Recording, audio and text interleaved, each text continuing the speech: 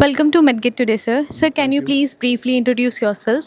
So I'm Dr. Prashant Mehta. I'm the program head in medical oncology, hematology and bone marrow transplant in Amrita Hospital, Faridabad.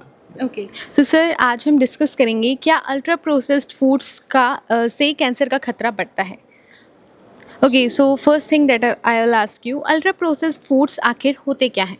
So ultra processed foods वो हैं जिसमें industrial processes से या procedures से आप food को या तो उसको ज़्यादा पैलेटेबल बनाते हो या उसकी शेल्फ लाइफ को इम्प्रूव करते हो या उसकी कॉस्मेटिक अपीयरेंस या एस्थेटिक लुक को इम्प्रूव करते हो, बट ये इंडस्ट्रियल प्रोसीजर्स होते हैं.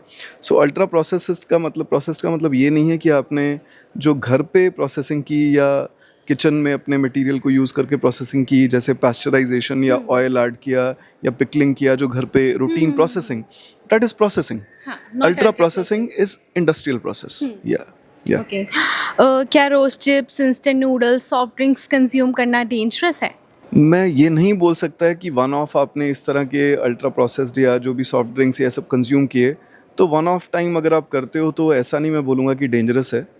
It is acceptable within a particular limit. It should not be in excess. Yeah. What does the research से, क्या इससे कैंसर बढ़ता है? So research ने कॉजालिटी एस्टैब्लिश अभी नहीं किया है कि मतलब ये कारण है कैंसर का, ये एस्टैब्लिश नहीं किया, बट एसोसिएशन ज़रूर बोल सकते हैं कि बिकॉज ये देखा गया है कि जो अल्ट्रा प्रोसेस्ड फूड है उसका इनडायरेक्ट एक रिलेशन है कैंसर के बढ़ते केसेस से. बिकॉज आप देखते हो कि अल्ट्रा प्रोसेस्ड फूड अगर ज़्यादा कंज्यूम आप करते हो तो आपकी कैलोरी इंटेक भी बढ़ जाती है. हाँ, इसके ऊपर तो क्लियर कट डेटा है, रिसर्च है. ये तो है. इसके बाद आप ओबीज भी ज़्यादा हो जाते हो. तो ओबेसिटी जो है वो ज़रूर कॉजेटिव कैंसर का है और obesity actually is link to many cancers. So एक इनडायरेक्ट रिलेशन बन जाता है अल्ट्रा प्रोसेस्ड फूड का कैंसर से. पहले तो 18 टू 21 एज वाले में इन फूड्स का क्रेज़ था, बट अब छोटे बच्चों में बहुत क्रेज़ है इस फूड का, तो वो उनके लिए कितना डेंजरस है? देखो, अगर आप ज़्यादा प्रोलॉन्ग्ड, आप छोटे बच्चों के पास ज़्यादा उम्र है जीने के लिए, ज़्यादा बड़ा जीवन है, तो वो अल्ट्रा प्रोसेस्ड फूड अगर बचपन से ही छोटी उम्र से ही खा रहे हैं तो लॉन्गर टाइम के लिए वो एक्सपोज्ड होंगे इन सब सब्सटेंसेस से. उनका कैलोरी इंटेक भी ज़्यादा रहेगा और ओबेसिटी के लिए वो प्रीडिस्पोज हो जाएंगे. एक लो ग्रेड इन्फ्लामेशन उनकी बॉडी में हमेशा चलती रहेगी because of high calorie intake. So नुकसान होगा और आगे ना ही केवल शुगर, बीपी, हार्ट डिजीज़ और साथ ही साथ कैंसर का भी रिस्क उसमें बढ़ जाएगा. Okay, is every package food is dangerous और अनहेल्दी? ऐसा नहीं बोला जा सकता. अगर आप यस और नो में आंसर मांग रहे हो तो ऐसा नहीं बोला जा सकता. विद इन लिमिट्स इस तरह के फूड परमिसेबल होते हैं, बट ये एक्सेस मात्रा में कंज्यूम नहीं करने चाहिए. ओके, फूड लेबल्स पढ़ते समय किन चीज़ों पर ध्यान देना चाहिए? मैं ज़्यादा ध्यान देने बोलूँगा कि उसमें कितनी शुगर की मात्रा है और किस तरह की प्रोसेसिंग उसकी हुई है. जैसे फैट्स की हाइड्रोजनेशन हुई है अगर, तो वो अनहेल्दी हो जा रहे हैं, या फिर आपकी शुगर की मात्रा ज़्यादा है और जो कैलोरीज उससे आ रहे हैं कितने एक्सेस आ जा रहे हैं.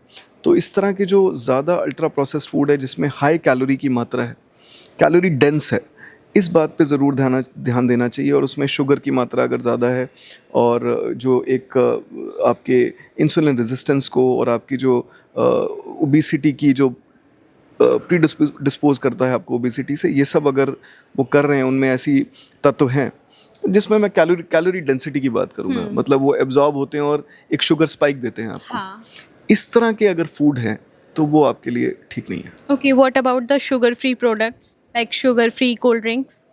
शुगर फ्री कोल्ड ड्रिंक्स के बारे में जो डेटा है वो ये कहता है कि हाँ, वो कुछ हद तक आपके कैलोरी को कंट्रोल करने में, आपकी क्रेविंग्स को कंट्रोल में हेल्प कर सकते हैं.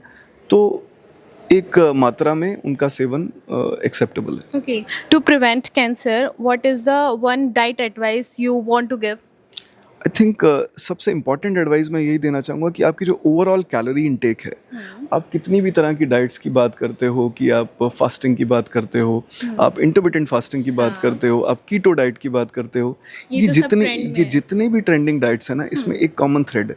ओके, वो आप याद रखिएगा, वो कैलोरी रिस्ट्रिक्टेड है.